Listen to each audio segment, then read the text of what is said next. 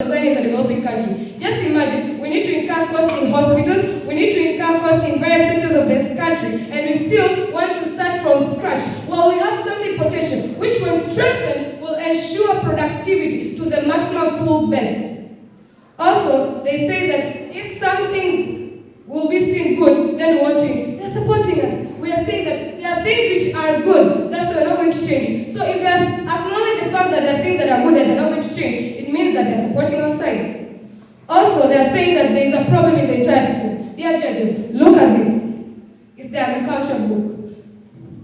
That is to say that the curriculum is trying to diversify the field that a person can study. There is no problem in the entire system. This is because the government has tried its best to ensure that in the fields that there were not enough books, there were not enough expertise, they have improved. That's why we see a good example of agriculture. So it means that a student can be able to learn and understand what is being taught and apply what they are being taught in class. That is, it is not going to end in class, but it's going to be applied outside class.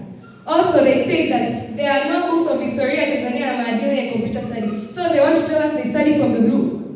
What do teachers use to teach? They use books, so please do not lie. They also say that about 40% of pregnancy has increased. From what source? What have you seen to assure us that that is true? We cannot take it. Also, they say that we'll waste much resources. But much resources will be wasted if we start from the scratch. But we're not going to waste much resources because we're going to start from where we are. We're going to strengthen the things that we have to make a better place that everyone could be able to sustain. Coming back to rebuilding our points that I mentioned by my previous speakers, starting with the first point, that is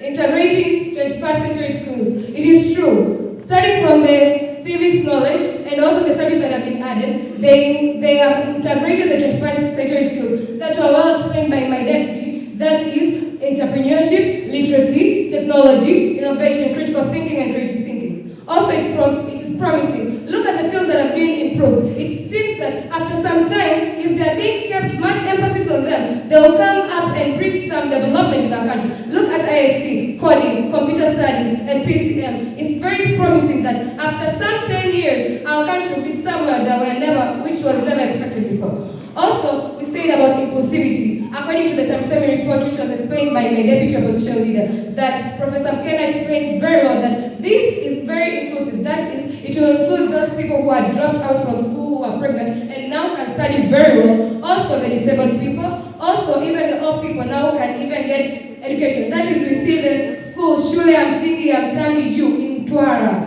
which supports the special groups. And with this, I would like to reaffirm our stand that we believe that there is no need of any kind of overhauling of the current curriculum and education system because it encompasses all our current educational needs. And with that, I rest my case. The House stands the third proposer for that final speech, and now welcomes the last speaker on the opposition side, the opposition line. Here.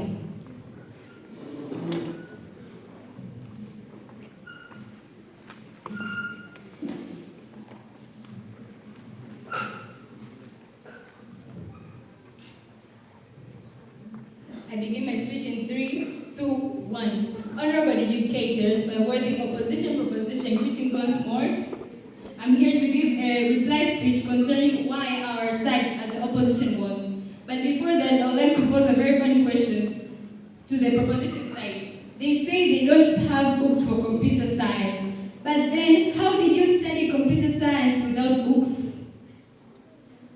To begin with this, the burden on the government side was to define the motion where they failed miserably. We clearly, as the opposition, defined on the current need of the new revised education system that was from 2014 and it is now implemented in 2025. But we completely explain what's the meaning of completely overhaul, which means you break down the system and actually start rebuilding from scratch, which is very much expensive. They came to restructure the whole system, as they say, but the system is already restructured. So why do we need to restructure it again while we have already filled in the loopholes? Don't you see we're wasting resources? But also, they came and put emphasis on exams, that we do exams and they're inefficient, but then how will you evaluate if your system is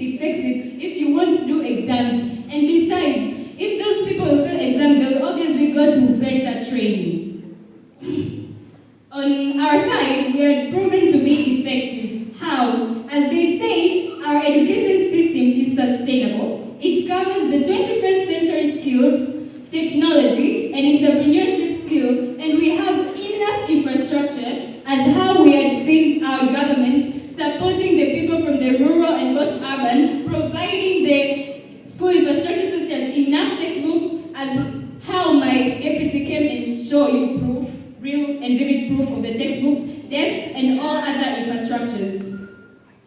We have also seen that our new curriculum is inclusive because it has included people who are both rich and poor, but also young girls, but also the disabled people. We had challenged them on how they'll get the funds, but they never answered on how they'll tackle this economic burden they're going to